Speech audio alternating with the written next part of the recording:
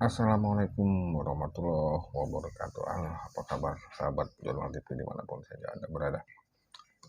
Udah lama ya nggak bikin video kayak gini.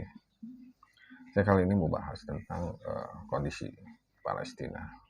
Apa yang menyebabkan sampai terjadi dari awalnya sehingga Israel yang merupakan sebuah kelompok yang ingin membuat satu entitas, ingin membangun negara, karena mereka memang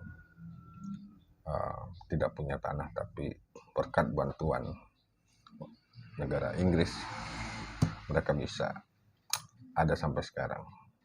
Mereka bersatu pulang karena mereka memang sudah dijanjikan tapi mau apapun bentuknya, ini adalah genosida ya terhadap warga-warga Muslim Palestina. Makanya kalau ada yang ini melihat video ini, sebisa mungkin kalau kita tidak bisa ke Palestina berjuang secara langsung, mari minimal kita bantu dengan doa gitu ya, bantu dengan doa.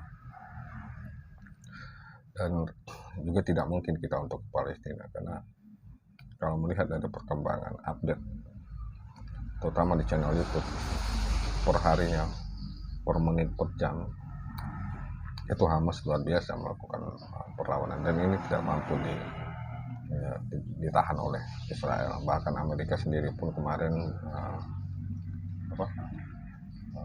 beberapa tanknya itu hancur, kena rudal anti tank oleh pejuang-pejuang Hamas. Belum lagi nanti banyak negara, diantaranya mungkin Iran, bisa di Turki, Yaman membantu, dan ada juga Hizbullah. Saya mau merunut kenapa sampai sekarang terjadi penjajahan di bumi Palestina. Kita berangkat dulu pada sejarah awal bahwa Inggris lah salah satu negara yang paling bertanggung jawab atas konflik Palestina Israel. Ada satu nama yaitu Arthur James Balfour. Dia ini merupakan seorang negarawan yang pernah menjabat sebagai Perdana Menteri Inggris di periode 1902-1905.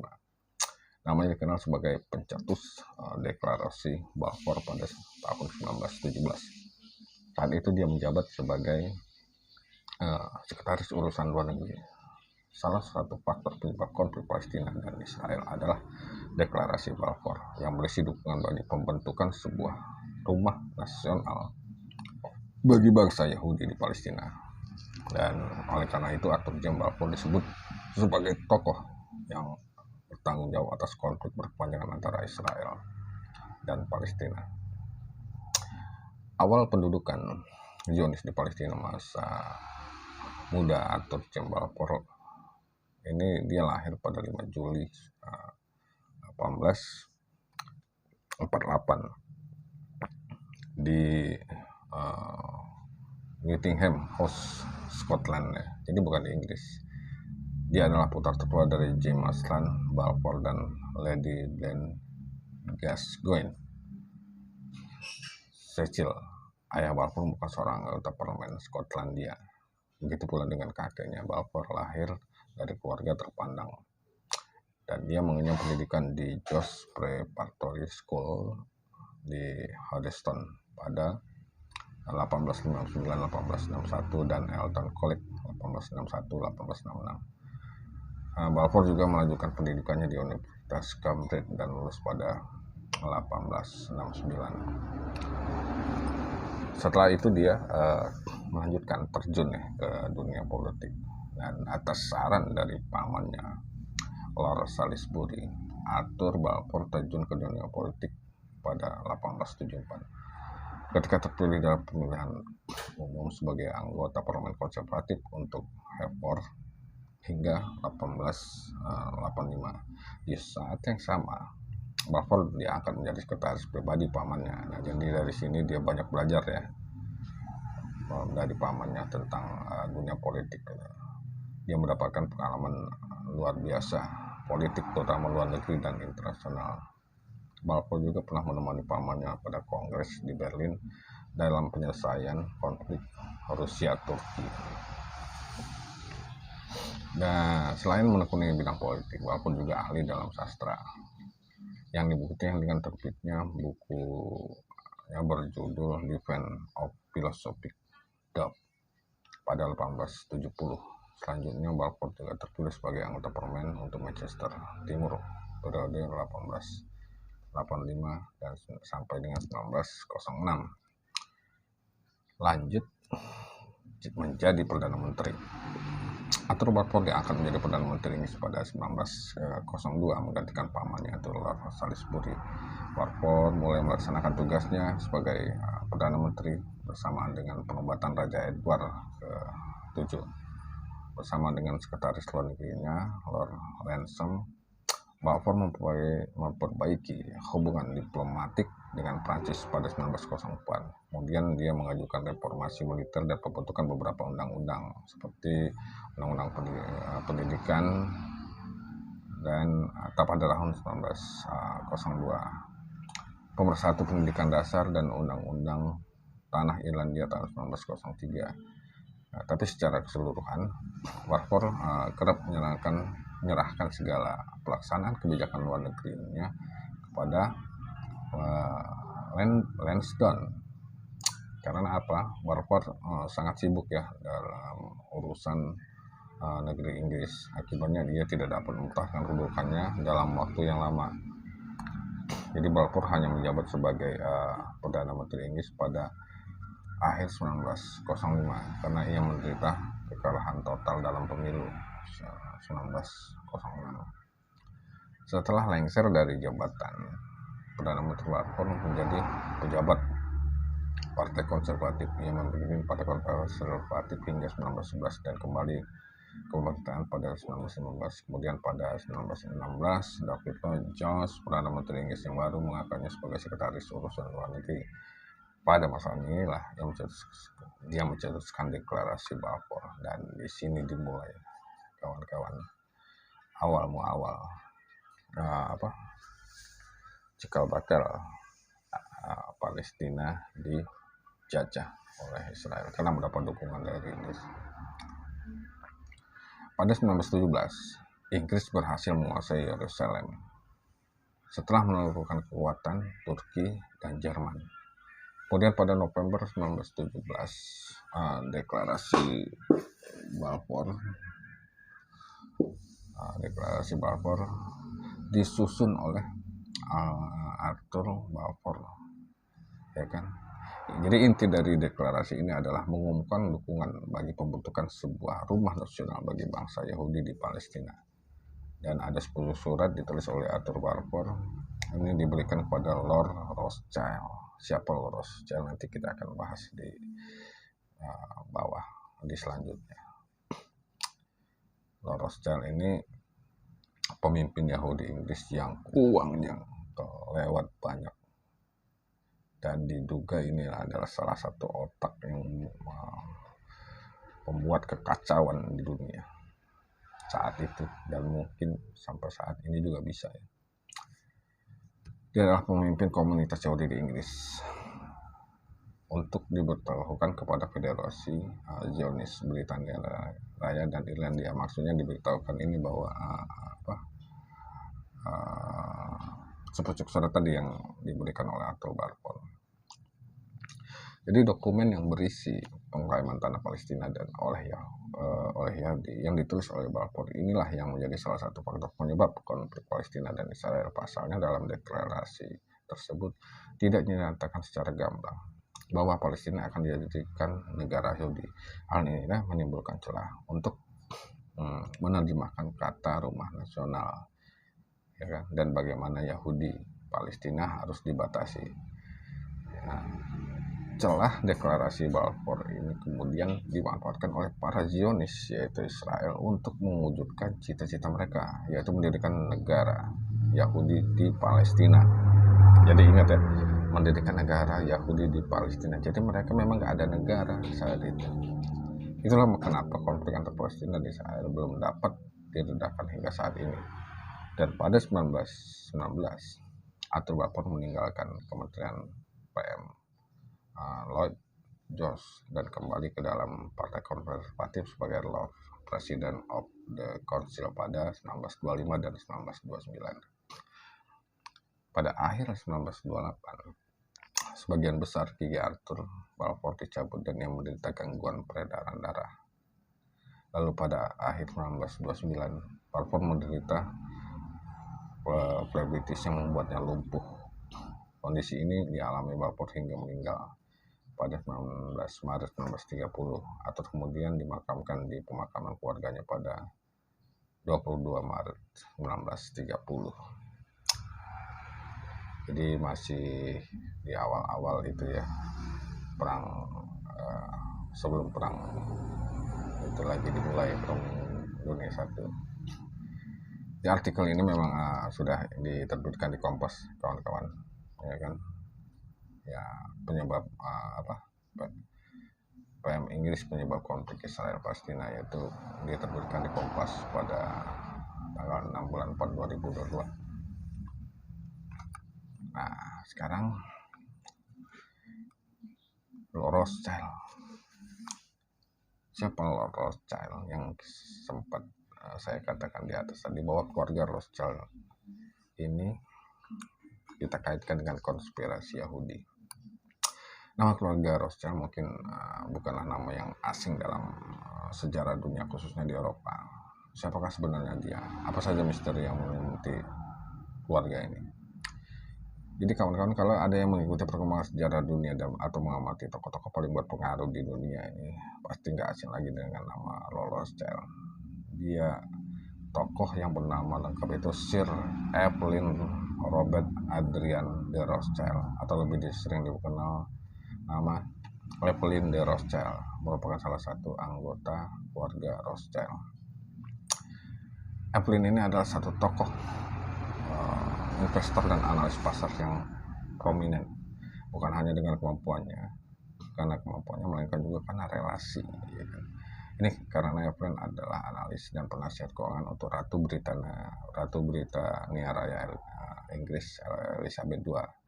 Atas jasanya yang diberi gelar oleh Ratu Inggris, yaitu Sir oleh Ratu Elizabeth pada tahun 1989. Sini. Kemudian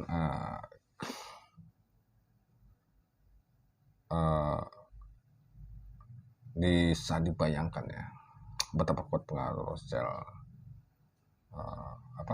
dengan posisi tersebut, karena dia diberikan gelar, jadi privilege gitu, jadi istimewa, jadi akses dia mungkin bebas banget.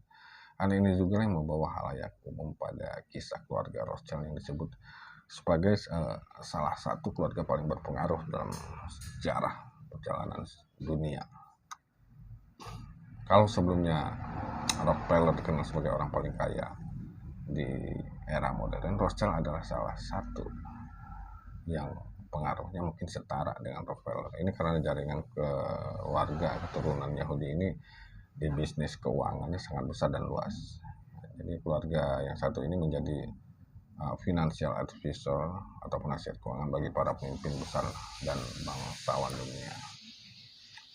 Selain untuk keluarga kerajaan seperti kasus Evelyn dan Ratu Elizabeth, keluarga Rothschild juga menjadi penasihat keuangan untuk bangsawan-bangsawan Inggris. Siapa aja mereka, lalu sebesar apa warisan keluarga Rothschild, dan benarkah mereka terlibat dalam berbagai konspirasi sebagai orang-orang Yahudi yang menjalankan dunia? Mari kita lanjutkan. Ini keluarga Rothschild memberikan sebagai salah satu keluarga kaya yang aslinya berasal dari Frankfurt, Jerman, adalah Mayer Amasa Rothschild, menjadi anggota permanen dari keluarga Rothschild yang mengembangkan bisnis keuangan. Jadi dia ini hidup pada tahun 1744 atau hingga 1812. Walaupun demikian, nama keluarga Rothschild sendiri sudah dipakai sejak tahun 1977 ya, oleh Isaac R. Hanan Rothschild. Jadi sudah lama banget tuh penggunaan nama belakang Rothschild. Nama Rothschild sendiri dipercaya berasal dari bahasa Jerman, yaitu Zum Roten Stahl, yang artinya diperisai merah, mengacu pada rumah tempat tinggal keluarga ini di masa lalu, yaitu belum ada penomoran rumah seperti zaman sekarang, sehingga penanda rumah adalah simbol tertentu yang diberi warna tertentu, ya kan? Seperti yang sudah disinggung tadi, Mayer Amasa Rothschild ini adalah anggota keluarga Rothschild yang paling pertama mendirikan bisnis keuangan keluarga. Pekerjaannya kala itu sebagai call factor atau call Joe, yang merupakan orang-orang yang mengurus masalah keuangan dan juga meminjamkan uang bagi keluarga kerajaan dan bangsawan Eropa, terutama di Jerman. Bayangin, bangsawan waktu itu aja udah minjem duit sama dia ya, bangsawan yang dikenal kaya aja minjem. Jadi sebagai imbalan atas pelayanan jasanya, call factor merupakan sosial privilege dalam masyarakat, atau bahkan mendapatkan status kebangsawanan pula. Tokoh call-factor lain juga terkenal adalah Aaron of Lincoln dan Vivalent of Strasbourg. Kemudian posisi Carport ini makin menguat seiring makin banyaknya monarki absolut di benua Eropa ini, karena para raja dan ratu penguasa membawa serta orang-orang Yahudi, umumnya Yahudi Ashkenazi. Nah, orang-orang Yahudi inilah yang akan memulai urusan negosiasi yang tak jarang membuat mereka mendapatkan posisi politik dan sosial di kerajaan. Hal serupa juga terjadi pada keluarga Rothschild ya. Berbeda dengan banyak faktor, Rothschild berhasil mewariskan kekayaannya ke generasi dan mengembangkan jaringan bisnis perbankan internasional. Oleh sebab itu, keluarga Rothschild dapat ditemukan di London, Paris, Frankfurt, Wina, Napoli, dan kota-kota penting lainnya. Jadi posisi keluarga ini juga semakin kuat seiring keberadaan Kaisar Romawi Suci dan atau Holy Roman Empire dan menguatnya Imperium Britania, British Empire. Kemudian karena kekuatan penahan lintas batas negara, keluarga Rothschild ini berjasa menjadi pendana banyak bisnis di era industrialisasi Eropa kala itu. Mereka menjadi pendukung dibukanya banyak proyek rel kereta api atau hampir di seluruh dunia mungkin, termasuk juga proyek-proyek besar semacam pembangunan terusan Suez. Wah, baru Suez ya, yang udah terkenal banget tuh dari tahun 80-an itu, ternyata ini. Ada juga kisah menarik ketika keluarga Rothschild terlibat langsung dalam kemerdekaan Brasil dan Portugal pada awal abad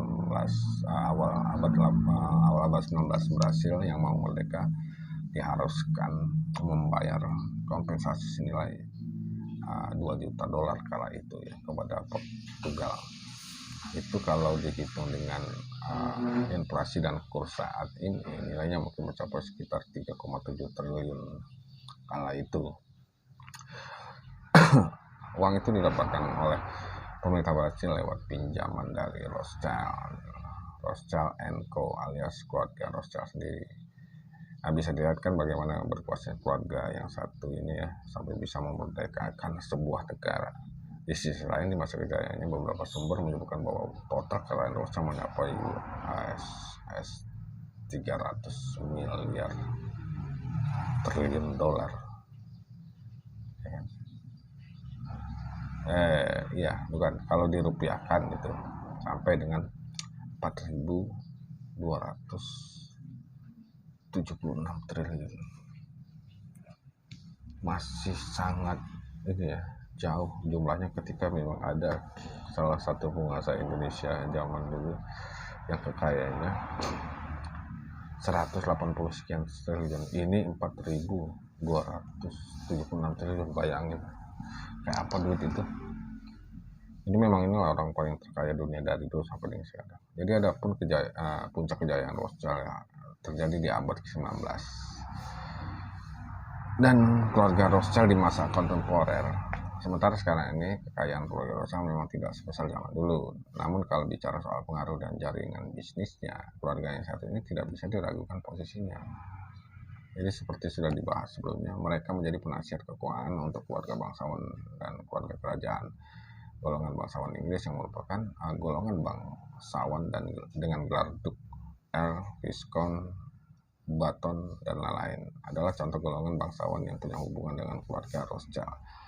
Mungkin konteks hubungan itulah yang membuat banyak orang menyebut keluarga Rothschild sebagai keluarga yang menjalankan dunia. Lalu bagaimana dengan isu Yahudi Zionisme? Banyak yang menyebutkan bahwa karena status sebagai keturunan Yahudi membuat keluarga Rothschild menjadi sasaran serangan antisemitisme. Sementara sikap dan dukungan terhadap gerakan Zionisme sendiri sesungguhnya tidak merata di keluarga Rothschild sendiri. Terkait hal ini mungkin yang paling prominent adalah Walter Rothschild yang mengeluarkan Balfour Declaration pada 1917. Ini adalah deklarasi yang berujung pada dukungan pembentukan National Home for the Jewish People, hal yang di kemudian hari berujung pada lahirnya negara Israel. Demikian pun dengan beberapa anggota parlemen Rothschild yang lain ikut mendukung deklarasi itu dan memperjuangkan kepentingan orang-orang Yahudi. Yang jelas, sahabat semua, kisah Rothschild memberikan gambaran kepada kita bahwa betapa berpengaruhnya posisi bankir atau orang-orang di industri keuangan. Dulu juga ada keluarga-keluarga berkuasa yang menjadi besar seperti bisnis bidang perbankan, misalnya keluarga Medici, Fugger, Wexler, Weber, dan lain sebagainya.